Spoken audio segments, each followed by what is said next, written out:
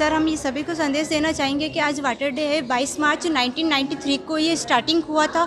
इसमें हम ये चाहेंगे, राजस्थान में तो ऑल सभी को ये पता है कि हम मतलब पानी संरक्षण कैसा करना चाहिए। इसमें राजस्थान में यहाँ पानी की बहुत किल्लत थी पहले, इस अकॉर्डिंग यहाँ सेव करना, वाटर को सेव करना चाहिए।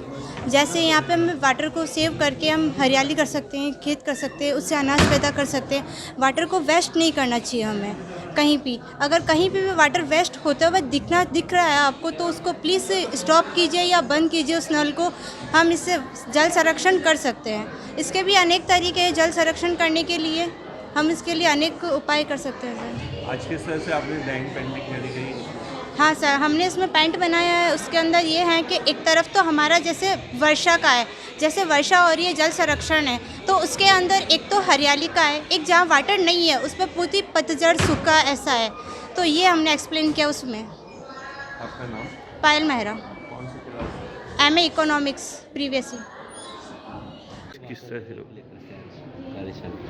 आज विश्व जल दिवस है और हम राजस्थान के लोग जल की महत्ता को बहुत अच्छी तरह जानते हैं। जल का संरक्षण अति आवश्यक है, इसको भी हम बहुत अच्छी तरह समझते हैं। इसी ध्येय और उद्देश्य को लेकर कि आने वाली युवा पीढ़ी और विशेषकर हमारे छात्र, हमारे विद्यार्थी जल की महत्ता को समझें कि विश्व में जो भूजल का लगातार दोहन हो रहा है, उस दोहन से आगे आने वाली पीढ़ी को जल की कितनी अधिक समस्याओं का सामना करना पड़ेगा।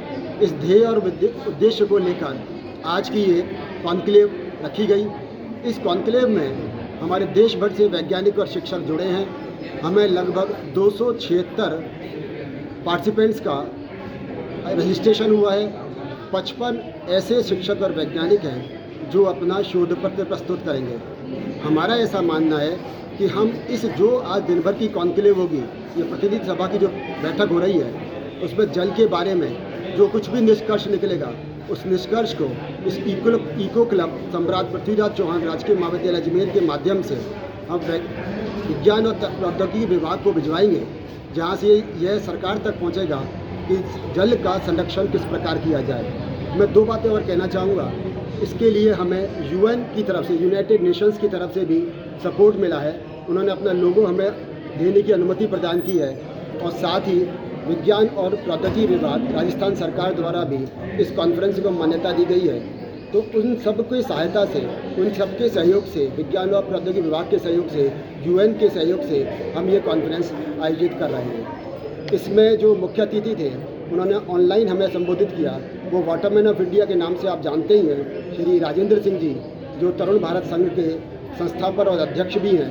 उन्होंने हमें संबोधित किया और प्रकृति के बारे में, उसके लगाव के बारे में हमें विस्तार से बताया। और कौन कौन है आज के मुख्य अतिथि? इसके अलावा आज वैदिक सृजन संस्थान के कानपुर के संस्थापक और अध्यक्ष श्री मधुकर स्वयंभू जी कीनोट स्पीकर हैं।